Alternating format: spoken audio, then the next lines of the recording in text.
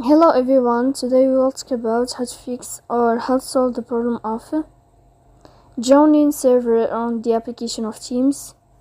You will click on settings. In this page you can click on apps, default apps, app settings. On above you can search about Teams and you will enter here. Then you can click on first stop and you can click OK. After that you'll enter to the window of storage. Then you can click on clear cache. Don't click clear data because that can delete your account. In the end you can turn off your phone and you can turn on your phone again to fix that problem. So please don't forget to support us by like and subscribe. See you next time in another video and thank you for your attention.